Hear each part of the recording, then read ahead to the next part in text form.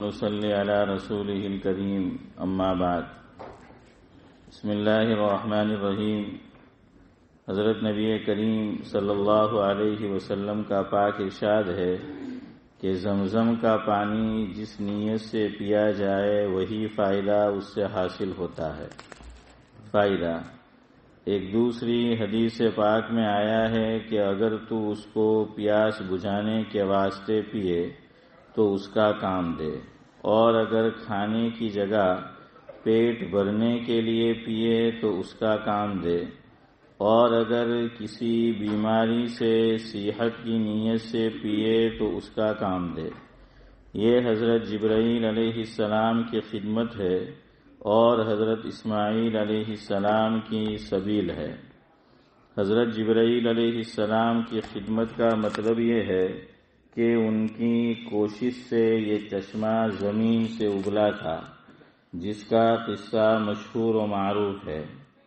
حضرت سفیان بن عیینہ علیہ الرحمہ جو مشہور محدث ہیں، ان کے پاس ایک شخص آئے اور ان سے عرض کیا کہ آپ یہ کہتے ہیں کہ حضور اکرم صلی اللہ علیہ وسلم نے ارشاد فرمایا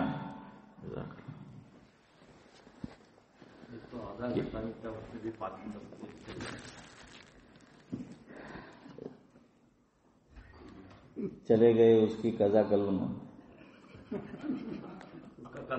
حساب صاف بات باقی کر لیں گے، آپ فکر نہ کریں، جو گئی اس کی قضا کر لیں گے۔ اسلام میں قضا مستقل ایک عنوان ہے۔ انہوں نے کہا صحیح ہے، تو انہوں نے عرض کیا کہ میں نے اس لیے پیا تاکہ آپ 200 حدیثیں مجھے سنائیں۔ انہوں نے فرمایا بیٹھ جاؤ، اور 200 حدیثیں ان کو سنا دی۔ ابن عیینہ علیہ الرحمہ نے یہ بھی کہا کہ حضرت عمر رضی اللہ عنہ نے زمزم کا پانی پیتے ہوئے کہا، یا اللہ، میں قیامت کے دن کی پیاس بجھانے کے لیے پیتا ہوں۔ حضور اکرم صلی اللہ علیہ وسلم نے حجۃ الوداع میں زمزم کا پانی خوب پیا اور یہ ارشاد فرمایا کہ میرا دل چاہتا ہے کہ خود ڈول بھر کر پیوں، مگر پھر سب لوگ خود بھرنے لگیں گے، اس لیے نہیں بھرتا۔ بعض روایات میں آیا ہے کہ حضور اکرم صلی اللہ علیہ وسلم نے خود بھرا۔ ممکن ہے کہ کسی وقت خود بھرا ہو اور دوسرے وقت مجمع کی وجہ سے یہ عذر فرما دیا ہو۔ ایک حدیث پاک میں آیا ہے کہ حضور اکرم صلی اللہ علیہ وسلم نے حضرت عباس رضی اللہ عنہ سے زمزم کا پانی طلب کیا۔ انہوں نے عرض کیا کہ اس پانی میں جو کوئی حوض کی قسم سے پانی کے مجتمع ہونے کی جگہ تھی، سب لوگ ہاتھ ڈال دیتے ہیں، گھر میں صاف پانی رکھا ہوا ہے، اس میں سے لاؤں؟ حضور اکرم صلی اللہ علیہ وسلم نے فرمایا نہیں، جس میں سے سب پیتے ہیں اسی میں سے پلاؤ۔ انہوں نے پیش کیا، حضور اکرم صلی اللہ علیہ وسلم نے پیا اور آنکھوں پر ڈالا، پھر دوبارہ لے کر پیا اور اپنے اوپر دوبارہ ڈالا۔ ایک حدیث میں حضور اکرم صلی اللہ علیہ وسلم کا ارشاد نقل کیا گیا کہ ہم میں اور منافقین میں یہ فرق ہے کہ وہ زمزم کے پانی کو خوب سیراب ہو کر نہیں پیتے، معمولی سا پیتے ہیں۔ ایک اور حدیث پاک میں ہے کہ حضور اکرم صلی اللہ علیہ وسلم نے ایک مرتبہ ڈول بھرنے کا حکم فرمایا۔ ڈول بھر کر کنویں کے کنارے پر رکھا گیا۔ حضور اکرم صلی اللہ علیہ وسلم نے اس ڈول کو ہاتھ سے پکڑ کر بسم اللہ کہہ کر دیر تک پیا، پھر فرمایا الحمدللہ۔ اس کے بعد پھر بسم اللہ کہہ کر دیر تک پیا، پھر فرمایا الحمدللہ۔ پھر ارشاد فرمایا کہ ہم میں اور منافقوں میں یہی فرق ہے کہ وہ خوب سیراب ہو کر اس کو نہیں پیتے۔ ایک حدیث پاک میں آیا، حضور اکرم صلی اللہ علیہ وسلم نے فرمایا کہ نیک لوگوں کے مصلی پر نماز پڑھا کرو اور نیک لوگوں کے پانی سے پانی پیا کرو، صحابہ رضی اللہ عنہم نے عرض کیا کہ نیک لوگوں کا مصلی کیا چیز ہے؟ حضور اکرم صلی اللہ علیہ وسلم نے فرمایا کہ میزاب رحمت کے نیچے۔ پھر صحابہ رضی اللہ عنہم نے عرض کیا کہ نیک لوگوں کا پانی کیا ہے؟ حضور اکرم صلی اللہ علیہ وسلم نے فرمایا زمزم۔ معبد رضی اللہ عنہ کہتی ہیں کہ میرے خیمے کے پاس کو ایک غلام گزرے جن کے ساتھ 2 مشکیزیں پانی کے تھے۔ میں نے پوچھا یہ مشکیزیں کیسے ہیں؟ انہوں نے کہا کہ حضور اکرم صلی اللہ علیہ وسلم کا والا نامہ میرے سردار کے پاس پہنچا کہ حضور اکرم صلی اللہ علیہ وسلم کی خدمت میں زمزم کا پانی بھیجا جائے۔ میں بہت عجلت سے لے جانا چاہتا ہوں تاکہ راستے میں خشک نہ ہو جائے۔ حضرت عائشہ رضی اللہ عنہا زمزم کا پانی اپنے ساتھ لے جاتی تھیں اور یہ نقل کرتی ہیں کہ حضور اکرم صلی اللہ علیہ وسلم بھی لے جایا کرتے تھے۔ ایک حدیث پاک میں ہے کہ حضور اکرم صلی اللہ علیہ وسلم ساتھ لے جایا کرتے تھے اور بیماروں پر چھڑکتے تھے، اور حضرت حسن و حسین رضی اللہ عنہما کی تحنیک کے وقت ان کو دیا تھا۔ بچے کے پیدا ہونے کے بعد سب سے پہلے اس کے منہ میں کچھ ڈالنے کو تحنیک کہتے ہیں، اور اس سے بڑھ کر کیا فضیلت ہوگی کہ شب معراج میں حضرت جبرائیل علیہ السلام آسمان سے براق لائے اور جنت سے سونے کا تشت لائے، لیکن قلب اطہر کو دھونے کے لیے بجائے جنت کے پانی کے زمزم کا پانی استعمال کیا گیا۔ حالانکہ حضرت جبرائیل علیہ السلام جب بہت سی چیزیں وہاں سے لائے تو جنت کا پانی لانے میں کیا اشکال تھا؟ حضرت ابن عباس رضی اللہ عنہما فرماتے ہیں کہ حضور اکرم صلی اللہ علیہ وسلم جب زمزم کا پانی پیتے تو یہ دعا پڑھتے: اللہم انی اسألک علما نافعا ورزقا واسعا وشفاء من کل داء۔ اے اللہ، میں تجھ سے ایسا علم مانگتا ہوں جو نفع دینے والا ہو، اور وسیع رزق اور ہر بیماری سے شفا چاہتا ہوں۔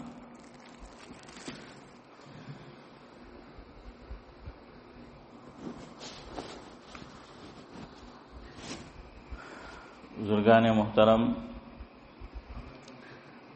آج پیر کا دن ہے اور آپ جانتے ہیں کہ سورہ فاتحہ کے تعلق سے کچھ باتیں پیر کے دن کی مجلس میں کہی سنی اور سنائی جا رہی ہے۔ بات یہاں سے شروع کرتے ہیں کہ کہتے جسے شیطان ہے، کہتے جسے شیطان ہے وہ دشمن انسان ہے، اور یہ تو قرآن کریم کہتا ہے۔ کہیں پر قرآن نے فرمایا کہ انہو لکم عدو مبین، کہ اس سے پہلے فرمایا کہ ولا تتبعوا خطوات الشیطان انہو لکم عدو مبین۔ لیکن میں نے جو کہا کہ وہ دشمن انسان ہے، سورہ یوسف میں پہلے رکوع میں اللہ رب العزت نے باقاعدہ یہی بات کہی ہے۔ آیت کریمہ ہے کہ قال یا بنی لا تقصص رؤیاک علی اخوتک فیکیدوا لک کیدا ان الشیطان للانسان عدو مبین۔ یہی بات کہی ہے کہ ان الشیطان للانسان عدو مبین، کہ والد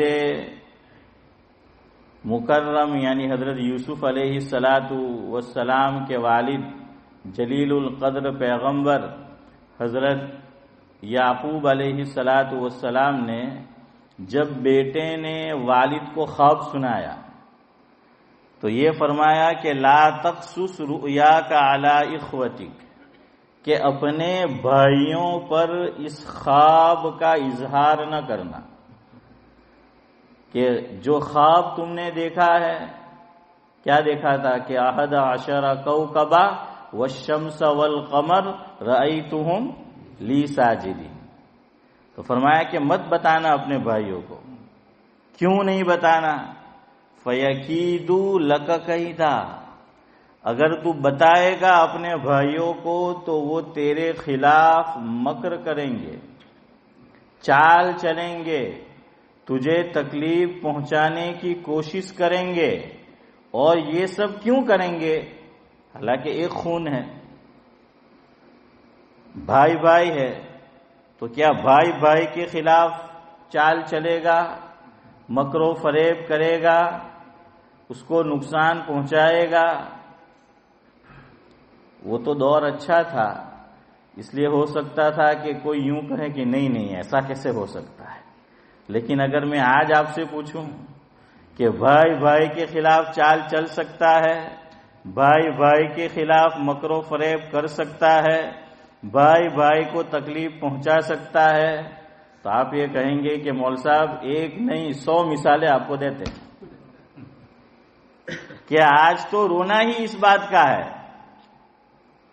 کہ خون ہی خون کو چوس رہا ہے اور اپنا خون جو ہے وہ چوس رہا ہے،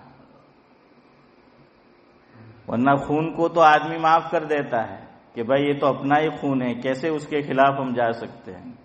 ایک لطیفے کی بات ہے، کہتے ہیں کہ ایک مچھر نے ایک آدمی کا خون چوسا اور چلا گیا، چوسا اور چلا گیا، وہ اس کو اڑاتا تھا۔ تیسری مرتبہ پھر چوسنے آیا تو اس کے پاس موقع تھا کہ اس کو قبرستان پہنچا دے،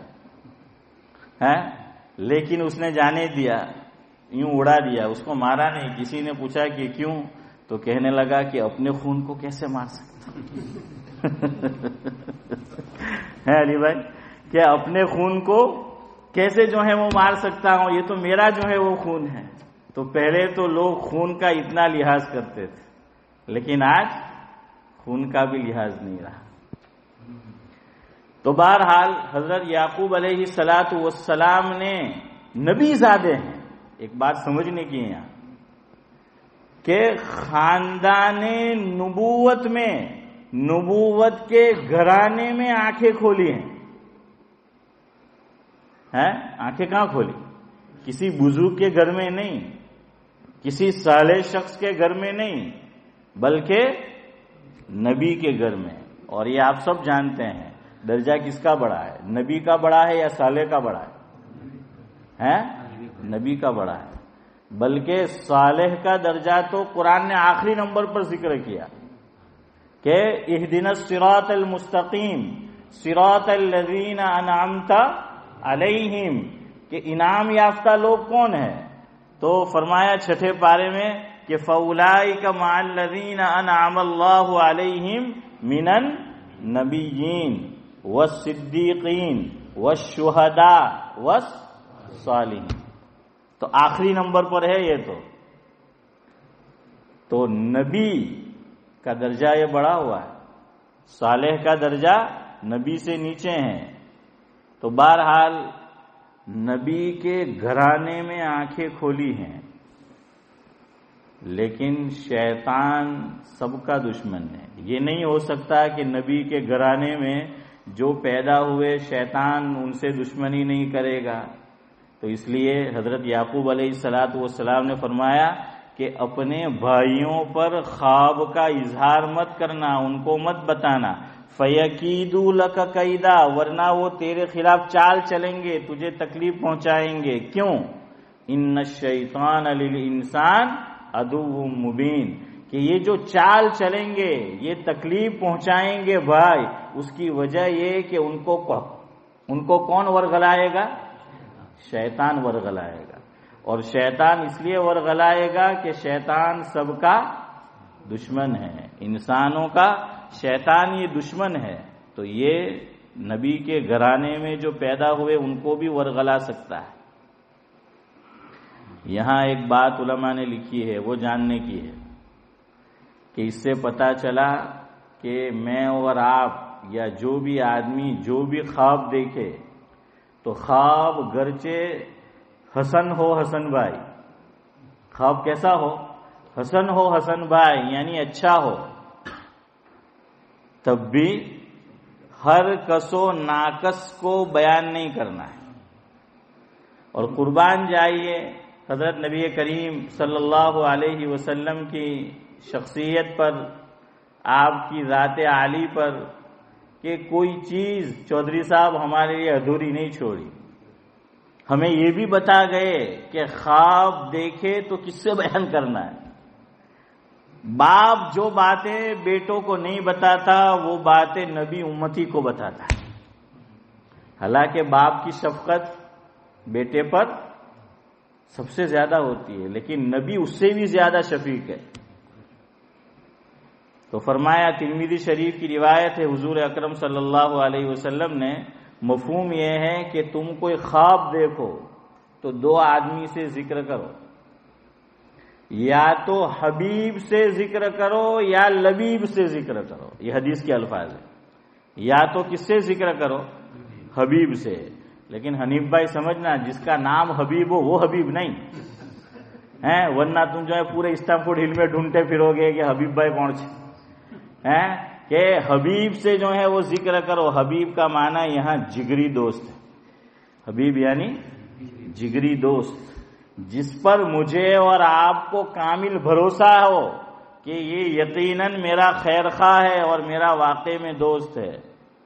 ورنہ آج تو ہر دوست بغل میں خنجر لیے گھومتا ہے، ہاں، اپنے ہی اپنوں کو مارتے ہیں۔ ہمارے حضرت مولانا ابرار احمد صاحب دلیوی رحمۃ اللہ علیہ جاوید بھائی فرمایا کرتے تھے کہ آج کل لوگ جب ہمارے ساتھ بیٹھتے ہیں اتنی محبت جتلاتے ہیں، اتنی اچھی اچھی اور میٹھی باتیں کرتے ہیں، ایسا لگتا ہے کہ پوری مرولی چارستہ کی شوگر فیکٹری، اور سعید بھائی کو سمجھنا ہو تو چلتھان کی شوگر فیکٹری پوری کی پوری کہاں اتر آئی ہو، ان کے حلق میں اتر آئی ہو، ہیں ان کے گلے میں اتنا میٹھا جو ہے وہ بولیں گے، اتنی اچھی بات کریں گے، آپ ذرا ان سے پرے ہو جاؤ، دور ہٹ جاؤ، پتہ چل جائے گا۔ اس لیے بھائی یاد رکھو، آج کل تو جگری دوست ملنا بہت مشکل ہے۔ اگر آپ کو مل جائے تو مجھے بتانا، اور مجھے تو ملنے والا ہے ہی نہیں، اس لیے میں آپ کو نہیں بتا سکتا۔ اس لیے آپ جو ہیں وہ بتا دینا، آج کل جگری دوست ملنا بڑا مشکل ہے۔ وہ یار غار جسے کہتے ہیں، تو اب تو سب یار خار ہے، اور یار زار ہے کہ جس سے ہم سب بیزار ہے۔ تو بہرحال فرمایا کہ جگری دوست سے بیان کرنا، نمبر 1۔ نمبر 2 کہ اگر کوئی خواب دیکھو تو لبیب سے بیان کرنا۔ لبیب کا معنی ہوتا ہے عقل مند، دانا، ذکی، خواب کی تعبیر جاننے والا۔ یہ ایک مستقل فن ہے۔ اللہ رب العزت نے حضرت یوسف علیہ السلام کے واقعے میں سورہ یوسف میں جہاں خواب کی تعبیر کا ذکر ہے، یہ بتایا سعد اللہ صاحب کہ ہم نے آپ پر احسان کیا، قد من اللہ علینا۔ ہاں، تو خواب کی تعبیر کا علم اگر اللہ تعالیٰ کسی کو دے دے، بہت بڑا علم اسے دے دیا گیا۔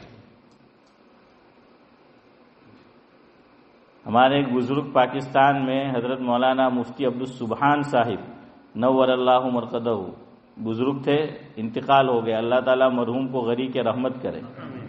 دارالعلوم کراچی جو ہے وہاں کے وہ استاد تھے، شیخ الحدیث تھے، مفتی تقی عثمانی صاحب دامت برکاتہم العالیہ کے بھی استاد ہوتے ہیں۔ تو ان کا ایک ملفوظ ہے، وہ یاد رکھو، آج کل ہم لوگوں کو اس میں غلط فہمی ہے۔ حضرت فرماتے تھے کہ جہاں کہیں مولوی کو دیکھا ہم نے، جہاں کہیں کسی عالم کو دیکھا تو یہ سمجھتے ہیں کہ 3 تا تو اسے آتی ہے۔ کتنی تا آتی ہے؟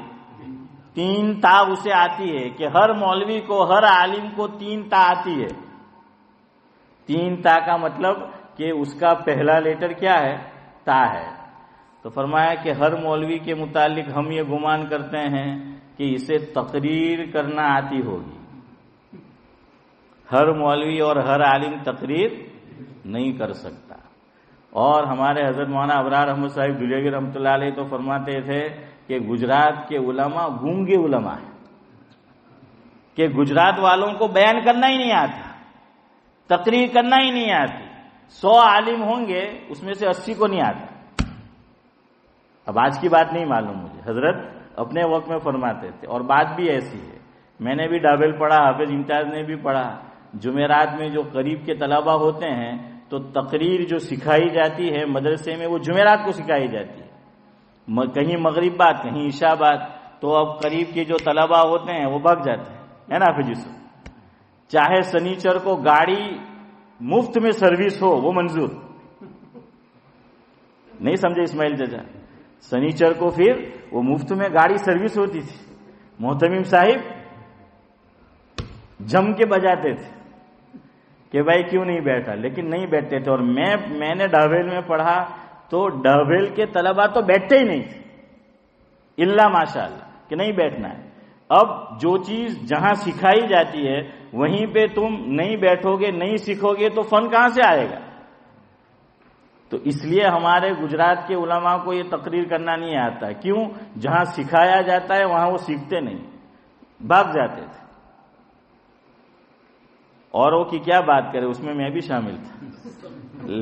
استغفر اللہ کیا کو بولتے تھا تو تھا، لیکن ہمیشہ نہیں، بیٹھتا بھی تھا اور کبھی بھاگ بھی جاتا تھا. اور آتا تھا تو پھر محتم صاحب کہتے تھے کہ مرغو بن جمعہ نہ مائے گھیر مرغو کھواڑ لو نے شنیوار آئی نے آپ اشفاق بھائی مرغو بنوان. اور وہ مرغا بناتے تھے اور پیچھے بجاتے تھے برابر. لیکن مار کھانا منظور، نہیں بیٹھنے کا تو نہیں بیٹھنے کا.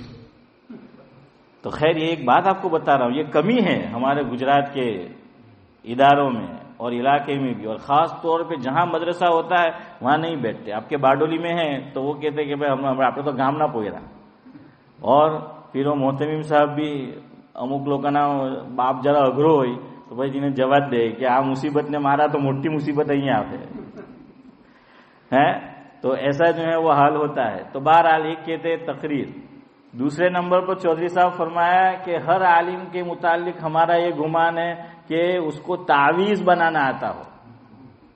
تو ہر مولوی کے ساتھ تقریر، ہر مولوی کے ساتھ تعویذ. حضرت مفتی تقی عثمانی صاحب دامت برکاتہم العالیہ نے اپنا قصہ بیان کیا ہے کہ ایک صاحب میرے پاس تعویذ لینے آئے. کتنے بڑے شخص حضرت. تو فرمایا کہ میں نے منع کر دیا کہ مجھے تعویذ نہیں آتی. تو کہا میرے گلے پڑ گیا. لیکن نلہ نلہ مولوی نے آوڑے تمنے نہیں آوڑے એમ કે તમે આટલા મોટા મૌલવી સાહેબ એમ કે તમને નહીં આવડે બને જ નહીં એવું. تو کہ نہیں تم تو کا آتا جو ہوگا. حضرت نے فرمایا نہیں آتا بھائی. تو کہ نہیں تم کو تو آتا جو ہوگا. تو پھر یہ ہر ایک کا کام نہیں ہے. ہاں اسی لیے حضرت مولانا رشید احمد گنگوہی رحمۃ اللہ علیہ کے حالات میں لکھا ہے حضرت کو بھی تعویذ بنانا نہیں آتا تھا، نہیں بناتے تھے. حضرت شیخ نے بھی اپنی آپ بیتی میں لکھا ہے کہ ان کے خاندان میں ان کے ماموں یا چچا کسی کا شاید ماموں نام لکھا ہے یا نانا، شاید نانا، کہ وہ بہت اچھی تعویذ بناتے تھے. تو مجھ سے حضرت شیخ فرماتے ہیں کہ کہا بھی تھا کہ زکریا سیکھ لے زندگی میں کام آئے گا. حضرت نے فرمایا میں نے بات نہیں مانی، لیکن اب احساس ہوتا ہے کہ اتنے لوگ لینے آتے ہیں اور مجھے آتی نہیں، کاش کے سیکھ لیا ہوتا ہے. ہاں تو مولانا رشید احمد گنگوہی رحمۃ اللہ علیہ کے پاس ایک شخص آیا اور آنے کے بعد کہا کہ حضرت تعویذ بنا دو. تو حضرت نے فرمایا کہ میں نہیں جانتا تعویذ بنانا. تو وہ بھی بڑے عالم مولانا رشید احمد گنگوہی رحمۃ اللہ علیہ. تو اس کے دماغ میں بات آئی نہیں نورانی بھائی. وہ کہنے لگا کہ نہیں نہیں آپ کو آتا ہے. تو اب وہ سر ہو گیا. تو حضرت نے چٹھی میں کیا لکھا پتا؟ تعویذ میں لکھا کہ اے اللہ مجھے تعویذ بنانا آتا نہیں، اور جو بندہ آیا ہے بات میری مانتا نہیں. مجھے آتا نہیں اور یہ بات مانتا نہیں. اس کا جو بھی پرابلم ہے تو ہی سارٹ آؤٹ کر دے. اس میں کچھ نہیں لکھا، بس یہ لکھا تو وہ بڑی خوش ہو کے خوشی عارف بھائی وہ چلا گیا کہ بھائی میرا جو ہے وہ کام بن گیا. تو کچھ لوگ ایسے ہوتے ہیں، پتہ نہیں اب ان کا کام بنا کہ نہیں، بن گیا ہوگا. تیسرے نمبر پہ خواب کی تعبیر.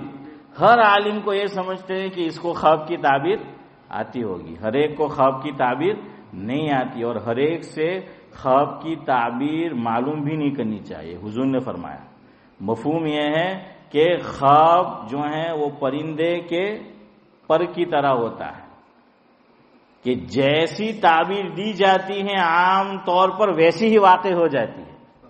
تو اگر وہ خواب کی تعبیر دینے والا معبر نہیں ہے، صحیح معنی میں خواب کی تعبیر کا علم نہیں رکھتا، میں نے اور آپ نے جا کر اس کو خواب سنایا، اس نے بھونڈی تعبیر دی، تو ہم تکلیف میں آ جائیں گے، وہ واقع ہو جائے گی.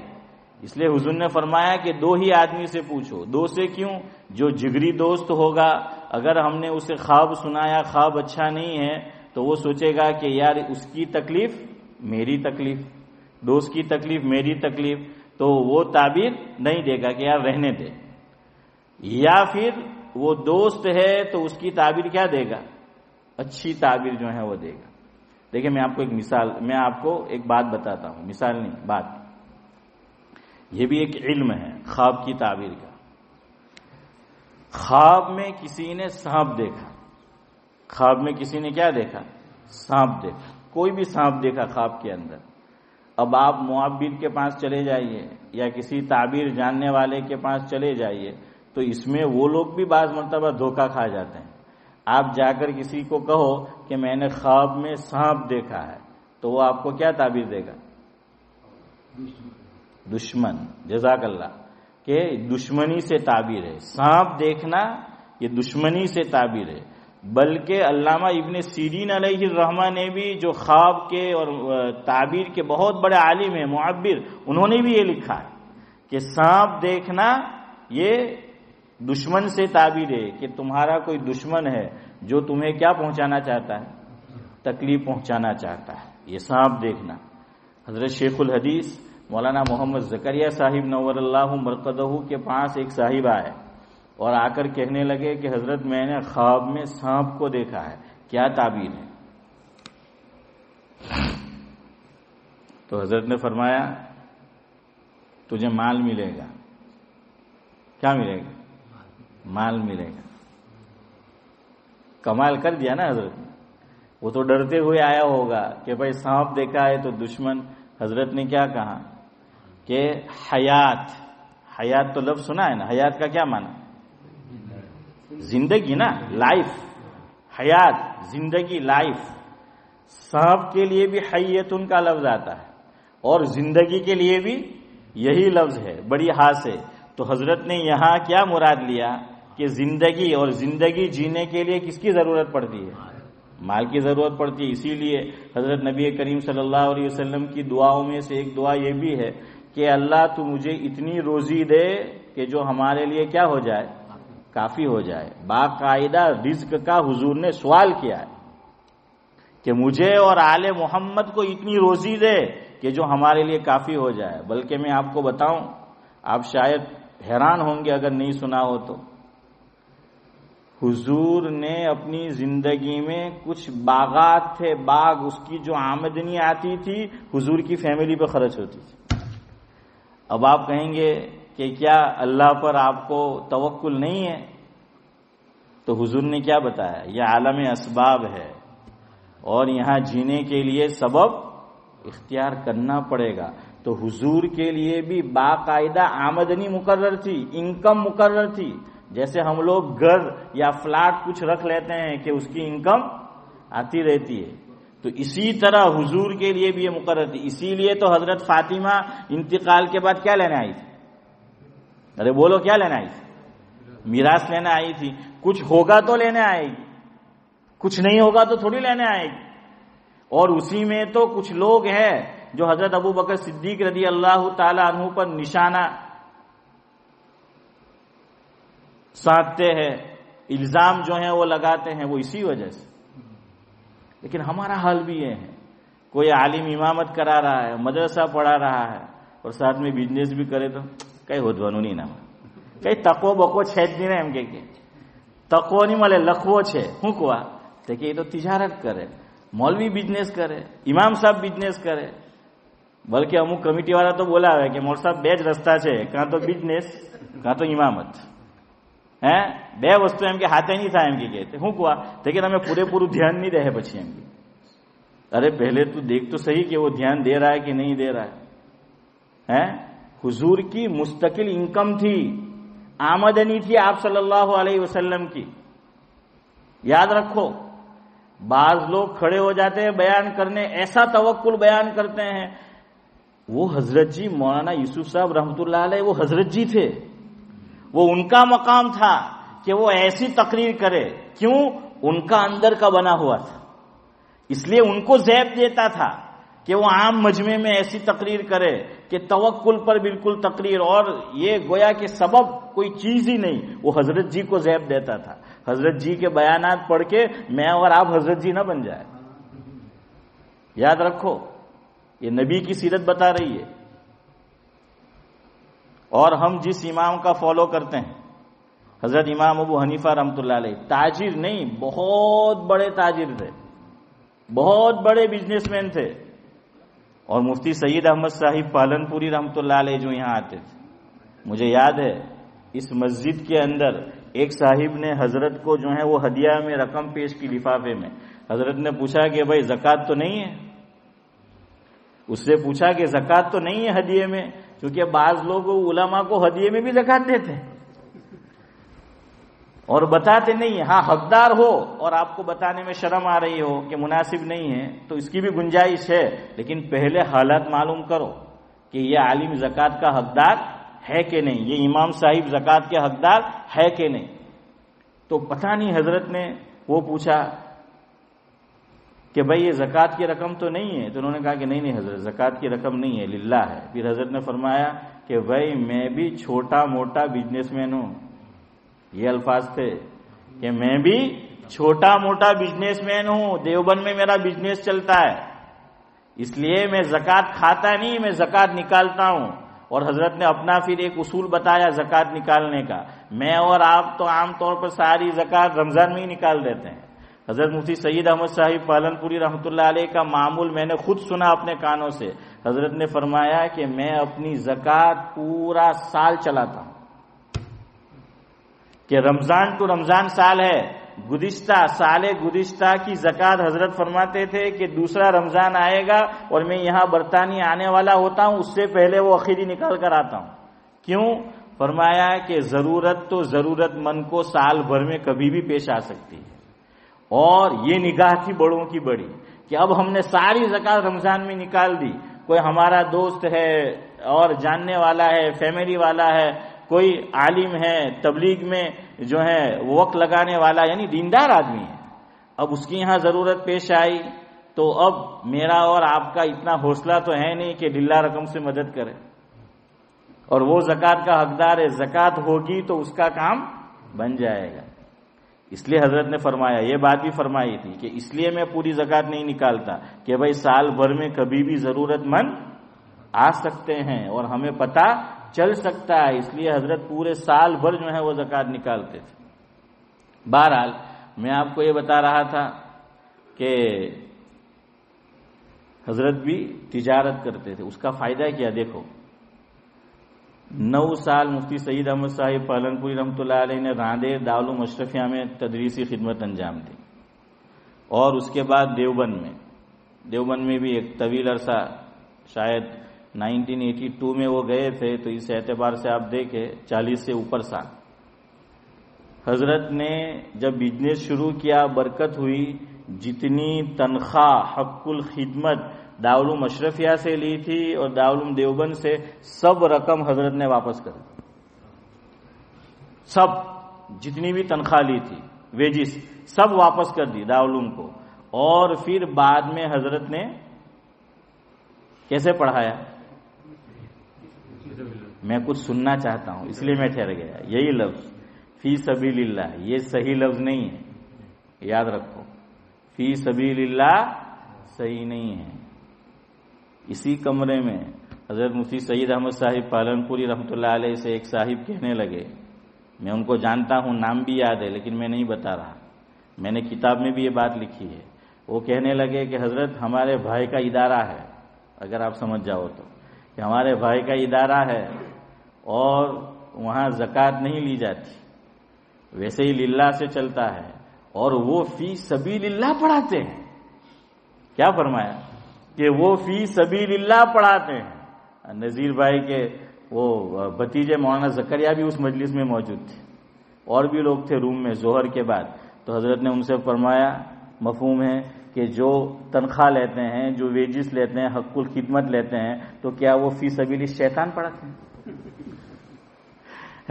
یہ فی سبیل اللہ، تو کیا وہ فی سبیل الشیطان پڑھاتے ہیں؟